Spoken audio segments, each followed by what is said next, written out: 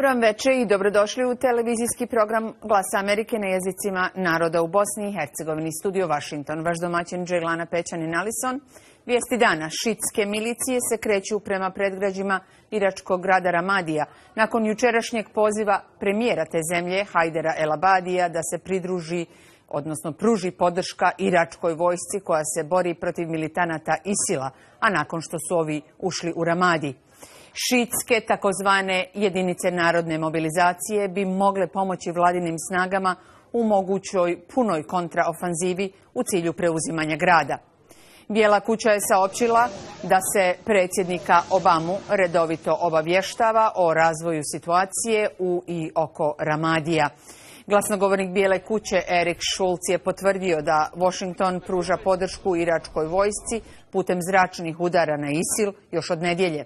Čelnik Združenog stožera američkih oružanih snaga, general Martin Dempsey, je nazvao napade takozvane islamske države na Ramadi ozbiljnim korakom unazad za cijelu pokrajinu Anbar i cijeli Irak.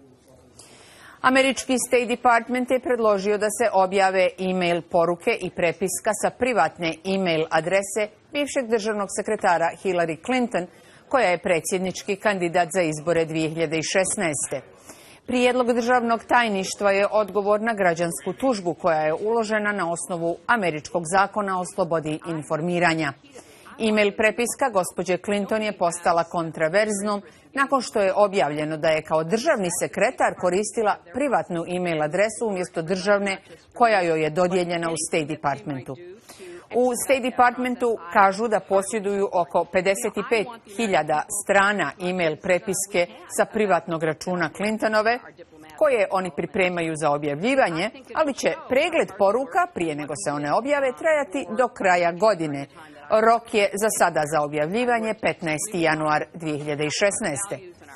Gospođa Clinton je izjavila da jedva čeka da poruke budu objavljene, a planirani datum objave pada pred preliminarno glasanje u Iowi i New Hampshireu. Sud u Kabulu je osudio 11 policajaca, među njima i šefa policije u tom okrugu, na po godinu dana zatvora jer nisu, što im je bila dužnost, zaštitili 27-godišnju ženu koju je masa napala na ulici i ubila radi navodnog spaljivanja Kur'ana. Drugih 8 policajaca koji su također bili uhićeni je pušteno na slobodu. Užasni napad se dogodio 19. marta kada je velika grupa ljudi, uglavnom muškaraca, napala 27-godišnju Farkhundu i počeli je tući štapovima. Potom je bacili sa krova jedne kuće i prešli automobilom preko nje, pri čemu je ta žena umrla. Njeno su beživotno tijelo potom vukli ulicama Kabula, spalili i bacili je u rijeku. Cijeli događaj je snimljen kamerom sa mobilnog telefona. Ovaj napad je izazvao prosvjede u Afganistanu, drugdje u svijetu, a osude su uputili afganistanski predsjednik Ashraf Ghani i Ujedinjeni narodi. Za napad je optuženo 30 civila i 19 policajaca. Za sudjelovanje u napadu, odnosno zbog toga što nisu napad spriječili. 4 civila su osuđena na smrt, među njima i klerik Mullah Zeinul Abedin, koji je lažno optužio ženu da je oskrnavila Kuran. 8 civila je dobilo zatvorske kazne u trajanju od po 16 godina. Članica afganistanskog parlamenta koja nosi isto ime kao žrtva Farkhunda, Zahra Nadiri, je izrazila nezadovoljstvo presudama. Ona je kazala da su pred sud trebali biti izvedeni i šef policije Kabula i direktor kriminalnog odjela Afganistanskog ministarstva unutrašnjih poslova, kazala je Nadiri. Karikaturista koji je naslikao poslanika Muhameda za naslovnu stranicu satiričnog magazina Charlie Hebdo je izjavio da odlazi iz tog magazina. Karikaturista Renal Luzier je izjavio za list Liberation da više nije u stanju da se nosi sa pritiskom koji stvara posao u tom magazinu, a nakon smrtonosnih napada na osoblje kada je ubijeno 12 ljudi, uglavnom novinara u magazinu. Nakon napada koji se dogodio 7. januara, Luzier i ostali u magazinu žive pod stalnom policijskom zaštitom. Američko ministarstvo pravde je optužilo 6 kineskih državljana za ekonomsku špijunažu i krađu trgovinskih tajni, tako što su, kako se navodi, pristupili tajnim američkim tehnološkim bazama i podijelili informacije sa univerzitetima i kompanijama pod kontrolom kineske vlade. Optužnice su objavljene danas. Među optuženima koji su svi kineski državljani, dakle, su i Hao Zhang koji je u pritvoru i njegov kolega Wei Peng i još 4 kineska inženjera koji su pokrali informacije iz 2 američke tehnološke kompanije Skyworks Solutions i Avago Technologies. Zhang i Peng su živjeli i radili u Kaliforniji. 2 navedene kompanije proizvode filtere radiofrekvencije poznate po imenu F-bars, što su dijelovi celularnih telefona i drugih mobilnih uređaja koji procesuiraju ulazne i izlazne bežične signale. Generalni tajnik UN-a Ban Ki-moon je izjavio da planira posjetiti tvornički kompleks sjeverno od demilitarizirane zone koja razdvaja 2 Koreje. Posjeta kompleksu je planirana za četvrtak i bit će to prvi puta u više od 20 godina da generalni tajnik UN-a posjećuje Sjevernu Koreju. Objavljujući posjetu u Južnoj Koreji, dakle, je to izjavio, prvi čovjek UN-a je kazao također da je taj tvornički kompleks model uspjeha za obje Koreje, čiji su ljudi uposleni u kompleksu i koji, kako je rekao Ban Ki-moon, pruža beneficije objema zemljama.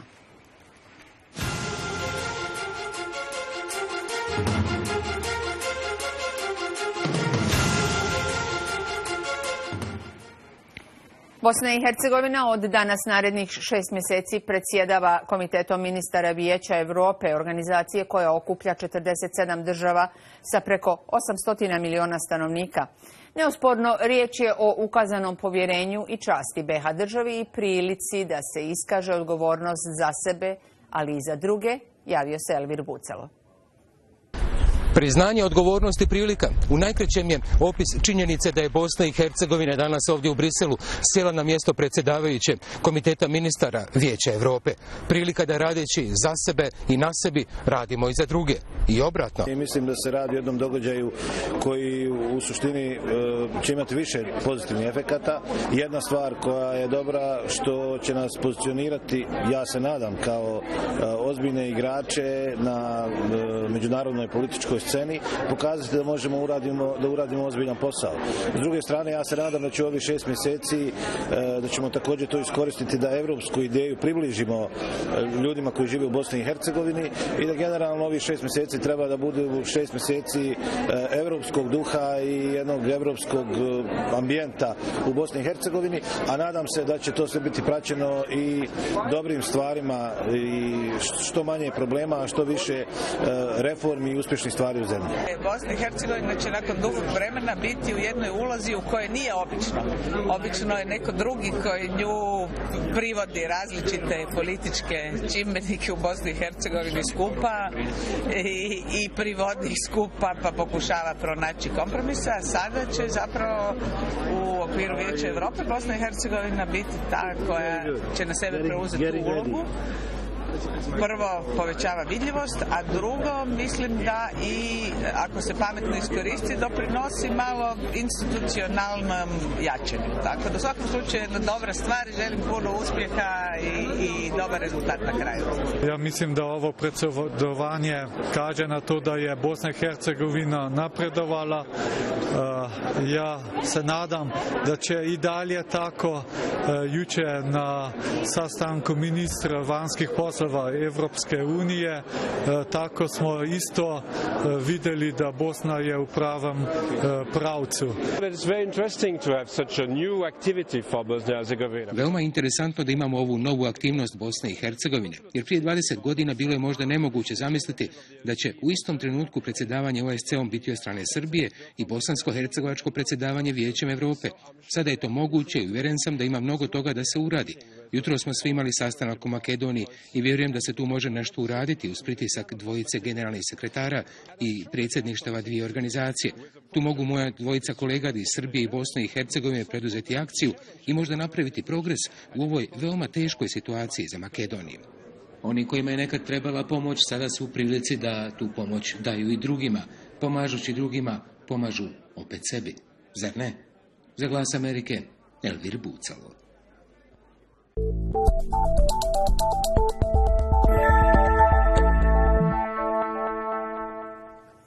A Zajednička komisija za ljudska prava Parlamentarne skupštine BiH je danas održala posebnu tematsku sjednicu povodom 17. maja Međunarodnog dana borbe protiv homofobije i transfobije.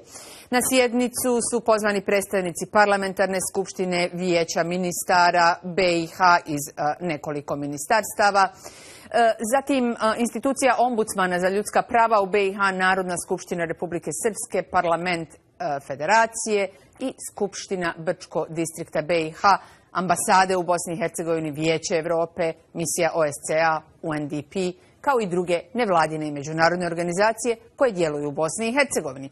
Upravo stoga je naš večerašnji gost Saša Gavrić, direktor Sarajevskog otvorenog centra nezavisne, nestranačke i neprofitne organizacije koja teži osnažiti LGBT osobe i žene također kroz jačanje zajednice i građenje pokreta. Vaša grupa također javno promovira ljudska prava LGBT osoba i žena i zagovara unapređivanje zakonodavstva i bolje politike u Bosni i Hercegovini na državnom, evropskom, međunarodnom nivou. Gospodine Gavrić, dobro nam došli u program. Dobro večer. Dobro večer. Da vas upitam, da li ste imali priliku čuti prethodni prilog iz Brisela? Jesam, da. Dakle, Bosna i Hercegovina evo će sada i predsjedavati jednom tako važnom institucijom unutar Evropske unije. Na kojim još poljima, međutim, je potrebno da Bosna i Hercegovina uznapreduje da bi to i opravdala? Pa, ja mislim da je nakon predsjedavanja članstvo u Vijeću sigurnosti Ujedinjenih nacija ovo najveća vanjsko-politička stvar za Bosnu i Hercegovinu, predsjedavanjem Vijećem Europe. To je jedna formalnost, jedno skromno pitanje, isto mislim, jer ne može se u roku od 6 mjeseci ništa revolucionarno raditi, ali ipak jako je lijepo da u stvari u instituciji koja stoji za pitanje vladavine prava, za pitanje demokratizacije i u konačnici za pitanje ljudskih prava, pa i prava, na primjer, LGBT osoba o kojima smo danas razgovarali, u toj instituciji u Vijeću Europe u stvari Bosna i Hercegovina vrši predsjedavanje narednih 6 mjeseci. Saša, prisustvovali ste vi u međuvremenu sjednici u Sarajevu. O čemu se govorilo i zašto je ova današnja sjednica u Skupštini bila posebno važna? Pa, danas je bio historijski dan za Bosnu i Hercegovinu. I pored toga što veliki broj građana još uvijek ima strah prema LGBT osobama, a samim time i određene predrasude, ja ipak mislim da je to bio historijski dan. Po prvi put u jednoj instituciji Bosne i Hercegovine se na jedan vrlo otvoren način, podržavajući način, govorilo o pravima jedne marginalizovane grupe. I kao što je Hillary Clinton, na primjer, pre nekoliko godina čak rekla, nažalost, LGBT osobe su još uvijek jedina manjinska grupa o kojoj se institucije ne bavi dovoljno u kontekstu da su prava LGBT osoba institucionalno još uvijek diskriminisane i jedan tabu. Danas smo to pitanje na neki način slomili, na neki način promijenili kroz ovo održavanje zajedničke sjednice Zajedničke komisije za ljudska prava. Ja sam vrlo pozitivno iznenađen novim sastavom nakon izbora. Imamo fantastične zastupnike i upravo sam danas nakon sjednice rekao, sve dok zastupnici, dok parlament ima progresivan stav, dok ima ideju da vodi ovu državu ka nečemu boljem, ja vjerujem u budućnost za Bosnu i Hercegovinu, pa vjerujem i u to da će se i prava LGBT osoba u narednih nekoliko godina ovog mandata unaprijediti. Saša, kao čelnik jedne od jačih organizacija za LGBT osobe u regionu, kako biste ocijenili stanje tih prava uopće u regionu, dakle ne samo u BiH nego i u susjednim zemljama, i imate li kontakta sa grupama iz susjednih zemalja? Svakako.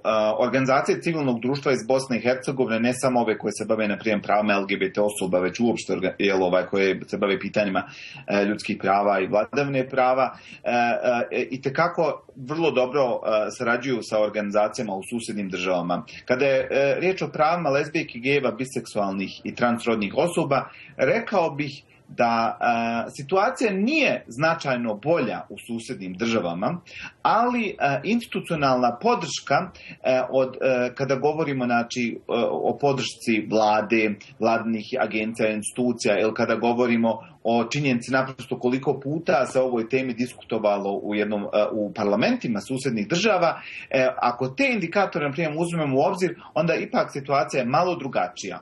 Crna Gora, na primjer, ima akcioni plan za unapređenje života prava LGBT osoba. Srbija evo već po drugi put diskutuje unutar parlamenta o ovim pitanjima i trenutno radi na usvajanju javnih politika. Albanija je usvojila prije nekoliko dana čak rezoluciju kojom u parlamentu kojom obavezuje svoje institucije da u narednom periodu provedu konkretne mjere, znači vrlo konkretne stvari koje se tiču možda izmjene određenih zakona, ali i još konkretnih pitanja, prije što je edukacija policijskog osoblja, sudija, tužitelja i slično. To je malo u Bosni i Hercegovini nedostajalo. Ja se iskreno nadam kroz današnju sjednicu i kroz donošenje zaključka da se institucija ombudsmana Bosne i Hercegovine obavezuje da izradi jedan specijalni izvještaj o stanju ljudskih prava. Znači, po prvi put ćemo faktički imati jedan izvještaj, jedan dokument od jedne institucije Bosne i Hercegovine koja će reći kako je trenutno stanje kada govorimo o pravima LGBT osoba i naravno izdati svoje preporuke šta se treba uraditi u narednom periodu kako bi se to popravilo. Želimo vam puno sreće. Dakle, dobar dan za Bosnu i Hercegovinu na mnogo nivoa. Laku noć. Hvala vam. Institucija Ombudsmana za ljudska prava Bosne i Hercegovine u prošloj godini se toj instituciji obratilo preko 13.000 građana, a postupci su vođeni u preko 4.000 slučajeva u kojima je procijenjeno da je došlo do kršenja ljudskih prava. Najveći broj žalbi bio u oblastima političkih i socijalnih prava, ali i u oblasti diskriminacije na temelju seksualne orijentacije. Ovo su podaci koji su iznijeti na današnjem skupu godišnjeg izvještaja ove institucije, a izvještaj nam šalje naš Sanel Hadžić. Podaci iz godišnjeg izvještaja institucije Ombudsmana Bosne i Hercegovine za 2014. godinu, koji je predstavljen danas u Sarajevu, nisu nimalo optimistični. Pored velikog broja žalbi i kršenja ljudskih prava u oblastima građanskih, političkih, ekonomsko-socijalnih i kulturnih prava, bilo je mnogo slučajeva žalbi o pravima djece, prava osoba s invaliditetom, prava manjina i osoba lišenih slobode. Prema ovom izvještaju u 2014. godini posebna pažnja je bila usmjerena na sprječavanju svih oblika diskriminacije. U 2014. godini obratilo se ovoj instituciji ukupno 13.178 građana. Vođeni su postupci gdje je procijenjeno da ima kršenja ljudskih prava u 4.672 žalbe. U 2014. godini najveći broj žalbi i kršenja ljudskih prava je bio u oblasti građanskih i političkih prava, ekonomsko-socijalnih prava, prava djece, prava osoba sa invaliditetom, prava manjina i osoba lišenih slobode. U 2014. godini posebna aktivnost je bila usmjerena na sprječavanju svih oblika diskriminacije. U 2014. godini je bilo 230 žalbi koje su bile upućene na diskriminaciju. I taj broj je u odnosu na prethodnu godinu povećan za 16,6%. I ombudsmani procjenjuju da ovaj pokazatelj nije stvaran jer uočavamo da postoji mnogo neprijavljenih slučajeva diskriminacije. Ombudsman Bosne i Hercegovine Jasminka Džumhur danas je ocijenila da je nepostojanje sveobuhvatnog pristupa ljudskim pravima u Bosni i Hercegovini rezultat stalnog rasta kršenja ljudskih prava i neizvršavanja međunarodnih obaveza Bosne i Hercegovine. Trend za institucije mobbing. Sve više žalbi dobivamo, posebno je to zabrinjavajuće ako govorimo o organima uprave. Tako da rezultat toga je da se institucija ombudsmana u zadnje vrijeme više kroz predmete bavi pitanjima međuljudskih odnosa i mobinga u ustanovama u kojima trebaju građani da ostvaruju prava umjesto da realiziraju svoj osnovni mandat. Policija predmeti koje mi primamo ukazuju da je upitnost stvarne neovisnosti nezavisnih odbora, upitnost efikasnosti mehanizama unutrašnje kontrole. Mi još nismo vidjeli ni jedan predmet u kojem je građanin uspio da dokaže da su kršenja prava od strane policije kroz mehanizam unutrašnje kontrole. Prema izvještaju prošle godine primijećen je i trend blagog povećanja broja žalbi koji se odnose na diskriminaciju na temelju seksualne orijentacije, LGBT populacije kao i predmeta koji se odnose na govor mržnje. Za Glas Amerike iz Sarajeva, Sanel Hadžić.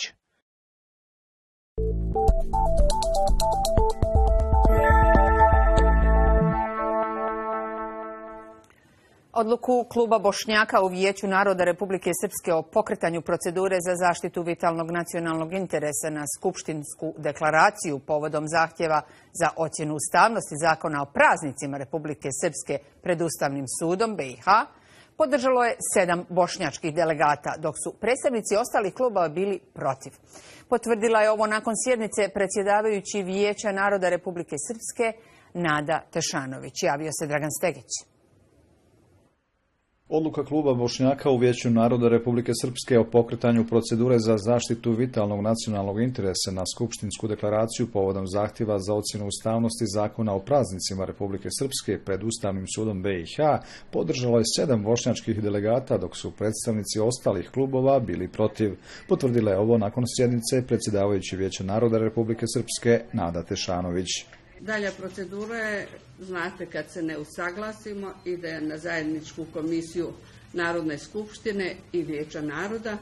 U toj komisiji je 5 članova od strane Vijeća i 5 od Narodne skupštine i ona će biti vjerojatno u ponedjeljak već, jer rok je inače 7 dana da se na komisiji još jednom pokuša dogovoriti. Ako se ne dogovorimo, onda odluka ide ka Ustavnom sudu Republike Srpske.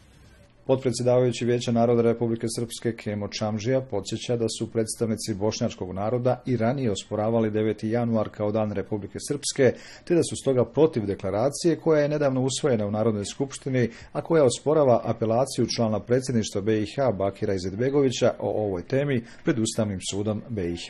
Smatramo da je deklaracija bila bespotrebna, da je bila preduhitrena, da prejudicira rješenja koja će eventualno donijeti Ustavni sud Bosne i Hercegovine razmatrajući ovu apelaciju.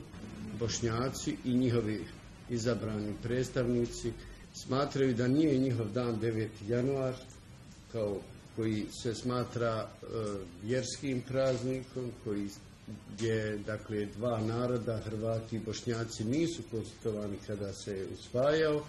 Predsjednik kluba Srba u Vijeću naroda Republike Srpske Pero Petrović je obrazložio zbog čega su srpski delegati bili protiv odluke kluba Bošnjaka.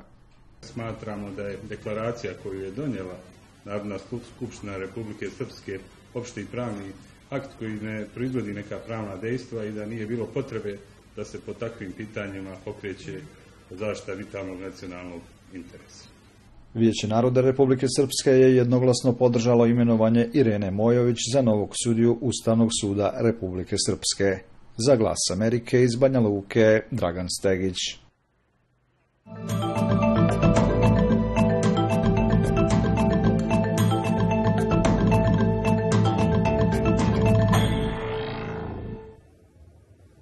U Srebrenici je 25. aprila zvanično otvorena kuća Dobrih tonova, čiji je osnivač muzičko udruženje Super Ar. Ova organizacija okuplja oko 200 mališana i omogućava im besplatne kurseve gitare, klavira, klarineta, solo pjevanja, hora, a i njemačkog jezika.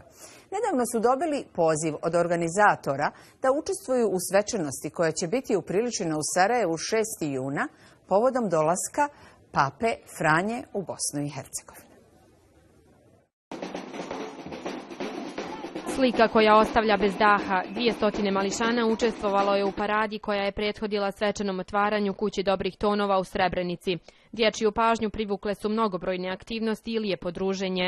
Mene ova kuća Super Ar služi za zabavu, za učenje novih stvari i jako mi se sviđa što se ovo otvorilo. Volim jako muziku, bilo da pevam, bilo da sviram klavir, ili na moj život. Organizacija BHB prisutna je u Srebrenici 20 godina. Od oktobra mjeseca intenzivno rade sa djecom u školama i obdaništima. Kuću dobrih tonova svečano su otvorili načelnik opštine Ido Raja Eberle, predsjednica organizacije Bauern Hilfen-Bauern i osnivač Superara. Na neki način uvijek ćemo imati i mjesto gdje ćemo moći izvoditi određene i predstave i priredbe i opština će moći koristiti ovaj objekat, a svakako ćemo uvijek imati bend koji je reprezentativan.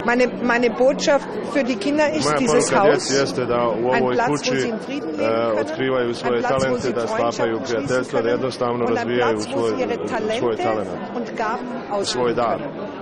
Rad sa djecom posebno je inspirativan. Djeca koja su prodefilovala centrom Srebrenice podsjetila su svoje starije sugrađane u čemu su prave i istinske vrijednosti. Mislim da smo postigli ono što smo htjeli, a to da prođemo kroz grad, da nas svi čuju, da kažemo da smo tu i da ćemo još dugo biti tu. Pjesma Love People snimljena prošle godine kako bi se prikupila novčana sredstva za stanovništvo oštećeno u poplavama, otvorila je djeci iz Srebrenice mnoga vrata. Sa tom himnom muzička škola predstavit će se i pred rimokatoličkim poglavarom. To je nešto predivno što se može desiti da tako veliku ličnost upoznamo. Otpjevat ćemo mu našu pjesmu Love People i drago nam je što su čuli tako za naš mali hor.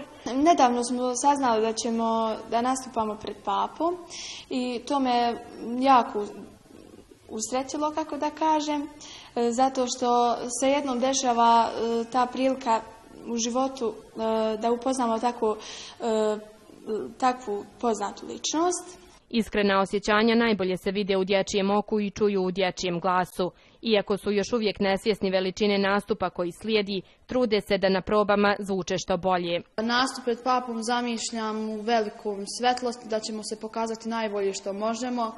Kako smo čuli za taj nastup, na horu više i vježbamo i duše i ostajemo. Pa mašamo da će tu biti mnogo ljudi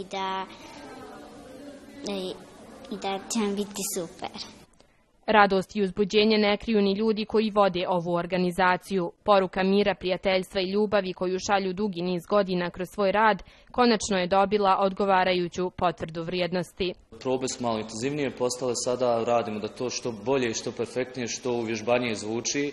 Siguran sam da će sad sa ovim papim dolaskom djeca biti lansirana u medijama, da će djeca Superar škola ovdje u Srebrenici dobiti napokon pažnju koju zaslužujemo svih ovih godina. U rekordno kratkom roku ova muzička škola ujedinila je kroz časove plesa, hora, klavira, gitare, klarineta i njemačkog jezika više od 200 mladih Srebrenčana različite nacionalnosti i vjerske pripadnosti.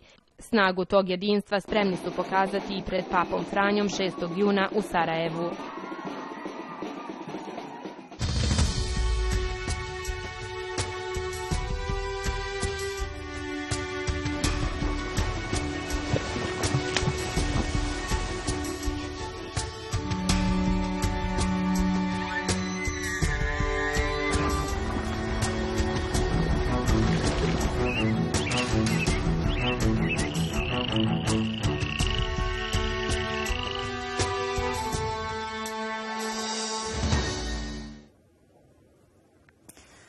Beba gorile, rođena prošli tjedan u zoološkom vrtu u Sidniju, pojavila se konačno u javnosti pred publikom. Radi se o jako ugroženoj vrsti nizinskih gorila. Bebi još uvijek nije poznat spol jer ju mama Frala ne pušta iz ruku otkako je rođena. Ti maritelji vjeruju da je beba zdrava i krepka jer jede dobro i čvrsto se drži za mamu. To je inače druga beba gorila rođena u ovom zoološkom vrtu u zadnjih 7 mjeseci. Dakle, sretnici.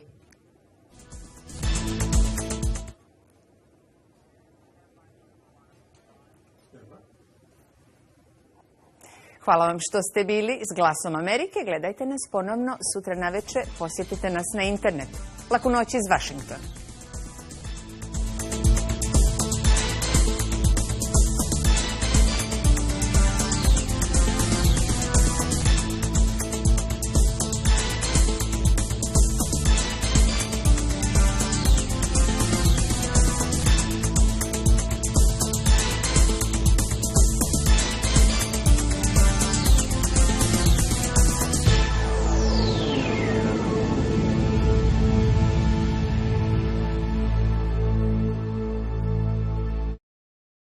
I'm Vincent McCory from Africa 54. This is VOA. Follow us on Africa 54. Go to facebook.com/VOA Africa 54.